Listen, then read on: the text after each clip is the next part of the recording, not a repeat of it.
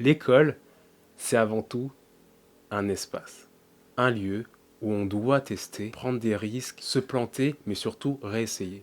L'objectif de ce lieu est de nous faire vivre des expériences esthétiques et créatives afin de nous permettre d'aiguiser notre savoir-faire et aussi notre savoir-être de futurs professionnels qui auront pour terrain de jeu le réel. Mais l'école, c'est aussi un temps d'exploration et de recherche de soi.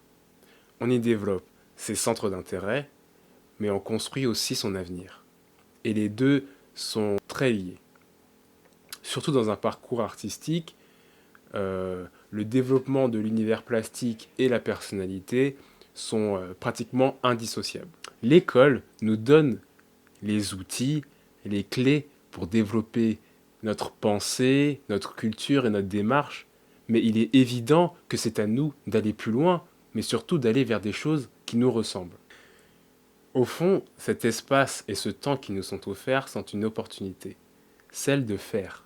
L'environnement scolaire, on peut le voir comme un filet de sécurité qui nous accompagne jusqu'à la vie active. Alors, profitons de ce filet pour prendre des risques et sortir de notre zone de confort. Je m'appelle Warren Boyau et je suis designer scénographe diplômé de l'École des Arts Décoratifs de Paris. Je conçois et réalise des expositions dans différents lieux culturels. Mais avant d'entrer aux Arts Déco, j'ai réalisé un BTS Design d'espace au lycée Camille Claudel de Vauréal. J'ai eu la chance de rencontrer Sylvie Da Silva, à ce moment-là documentaliste au CDI du lycée, qui s'occupait de gérer un lieu au premier étage du CDI qu'elle a appelé la Petite Galerie.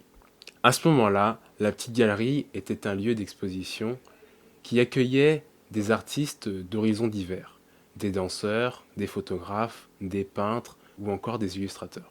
J'ai donc proposé mes services bénévolement. J'avais envie de mettre mes compétences en communication au service d'un projet, mais surtout de me faire la main avec un projet concret.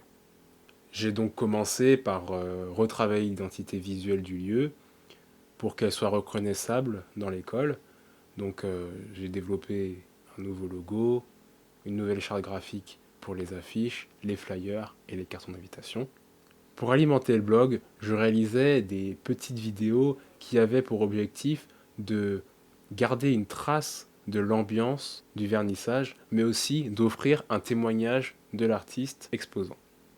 Cette expérience m'a permis de rencontrer différents artistes avec qui je suis encore en contact, et je me souviens que, à leur arrivée dans la petite galerie, ils étaient un peu perdus. C'est un lieu très particulier. Au premier étage, sur une mezzanine, avec d'un côté des pupitres, de l'autre un mur avec des fenêtres, et cette moquette rouge au sol qui ne met rien en valeur. On est loin du white cube d'une galerie classique. Et c'est peut-être grâce à cette contrainte que je me suis retrouvé avec une nouvelle casquette, celle de scénographe des artistes. C'était un vrai plaisir de chercher des solutions spatiales aux besoins des artistes. Et grâce à ça, j'ai pu voir la petite galerie dans une dizaine de configurations différentes que j'ai toutes répertoriées dans un coin de mon esprit. Et c'est donc comme ça que j'ai commencé à développer mon regard sur l'espace.